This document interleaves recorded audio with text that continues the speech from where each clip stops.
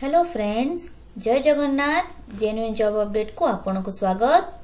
तो फ्रेंड्स, आज notification T रही देखंतु स्वाधीन रेसिडेंशियल कॉलेज निमापड़ा पुरी तरफ जोटा कि आपनकर वॉक इन इंटरव्यू रोची फॉर +2 एंड +3 साइंस। +2 और +3 साइंस पई वॉक इन इंटरव्यू रोची। पोस्ट गुडी को रोची प्रथमे आपनकर पोस्ट रोची लेक्चर पई पोस्ट रोची इन बॉटनी जूलोजी। बॉटनी और जूलोजी दीटा सब्जेक्ट पे आपनकर लेक्चर पोस्ट होची, जहाँ पई क्वालिफिकेशन रोची minimum 55% marks in PG. PG रे मिनिमम आपण 55% मार्क्स रखतिबे।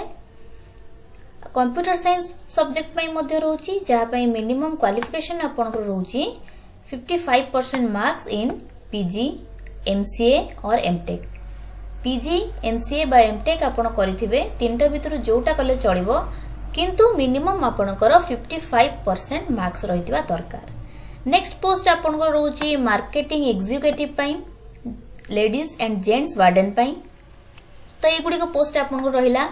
तो अप्लाई केमती करिवे देखंतु, जेहेतु एटा वॉक इन इंटरव्यू रोची, आपनकर इंटरव्यू डेट रोची 4/12/2022 आ टाइमिंग आपनकर रोची 10टा। तो आपण कौन करेंगे, आपनकर बायोडाटा ओरिजिनल सर्टिफिकेट और मार्कशीट नहीं आपण 4/12/2022 10टा बेले आपण कॉलेज जोटा कि स्वाधीन residential college Nimapada Puri college premises रे आपण जाइके प्रेजेंट रहिबे। तो सैलरी डी मेंशन करा जायछि देखंतु, सैलरी लेक्चर मानक पई आपनकर सैलरी रहउछि 10,000 रु 20,000। मार्केटिंग एग्जीक्यूटिव पे सैलरी रहउछि 8,000 रु 10,000 आ वार्डन मानक पई सैलरी रहउछि 5,000 रु 8,000। डिटेल्स जानिबा पई आपण ए नंबर रे कांटेक्ट करि पारंती।